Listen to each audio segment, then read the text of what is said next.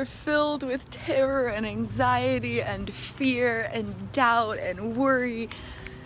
But we did not listen to it, and we showed up anyway. We drove out of our way to come to this school where my parts and I had given a 40-minute presentation like 10 years ago. When we first published our poetry book, we had the miraculous opportunity to teach a whole English class about poetry while we were like still in high school.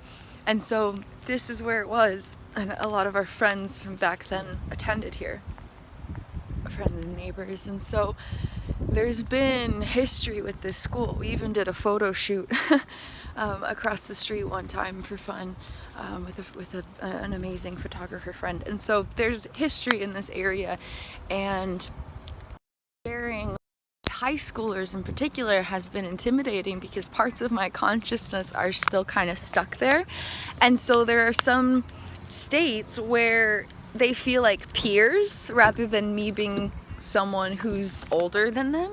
And so that's why we haven't taken this opportunity yet, like in the past year and a half and stuff. Obviously among other health battle reasons, but that's one of the reasons we haven't embraced this opportunity. But we were able to rise up into our power and realize that, that's all an illusion, and we've got this and everything. And so we're grounded today. We spent our morning grounding instead of trying to jump into work like we kind of have been recently.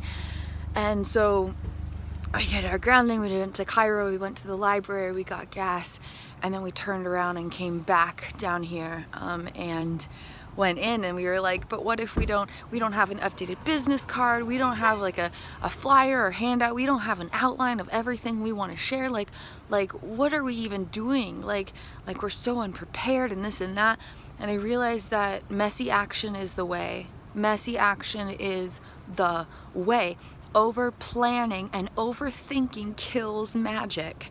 And so we just showed up, and having it be real, where we're a real person parking a real car in a real parking lot, walking through real buildings, talking to real people, seeing students for real, and we realize we're not a teenager anymore.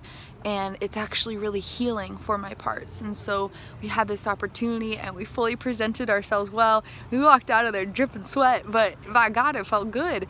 And so we got the information, and we will email the secretary for the principal or vice principal, I don't know exactly how that goes, and we'll email about what we want to do and move from there. And so I'm really looking forward to this opportunity to share about mental health from my own perspective, and not have it be through a mental health organization that pushes psychiatric treatment when psychiatric medications obviously don't bring healing. The numbers are there.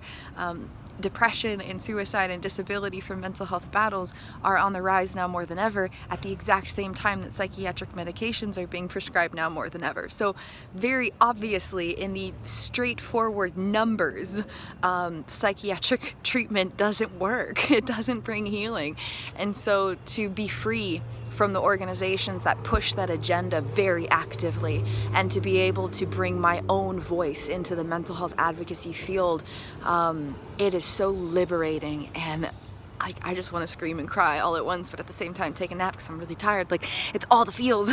And so we're hoping to share some about personal power and power versus control, and how even when we don't have control, we always have power, and about how identity and experience are not the same thing, and about how we are not defined by our thoughts and feelings, and how we have power to move through them, and how we can be an objective observer and choose a conscious response and grow cognitive capacities of consciousness, and how and why consciousness is important to get to know, because 95% of what's happening within us, estimated 95%, happens beyond our awareness, and an estimated 93% of communication has nothing to do with the words that are being said, but with this implicit aspect of language being processed by parts of our consciousness beyond all direct awareness. And how 80% of decision making comes from parts of our brain we don't have conscious contact with. And if we can know these things and befriend with the consciousness that carries us, we have so much more power over who we are and how we choose to show up in the world, and the type of life that we grow and build and create for ourselves. And that kind of a message for high schoolers, it could change lives. It would have potentially changed my life. And so I'm really looking forward to sharing this knowledge and maybe some tools. I don't know exactly what it would be, maybe just information about meditation or mindfulness potentially.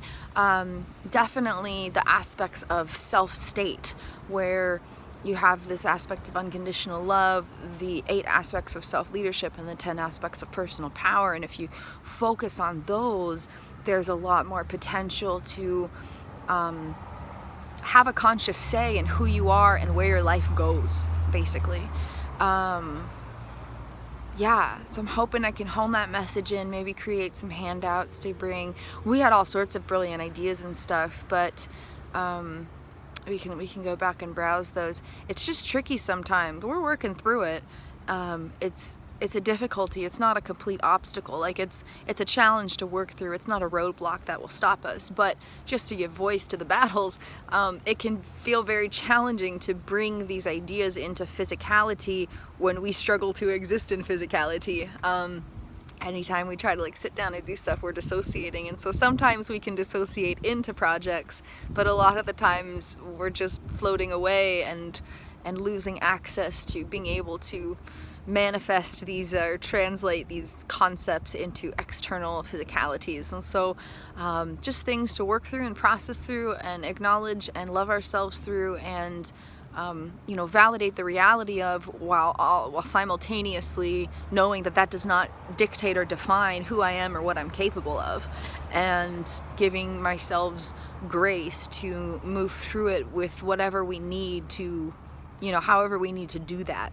So yeah, a big win for us to spontaneously stop by here and just show up with no business card, no written plan or anything, and be able to effectively communicate to people that we had never met or seen before, to be able to follow directions, to be able to breathe through moments where we weren't sure where to go or who to talk to be able to wait patiently when the woman wasn't at her desk, to be able to be open to whatever there was to say without an agenda.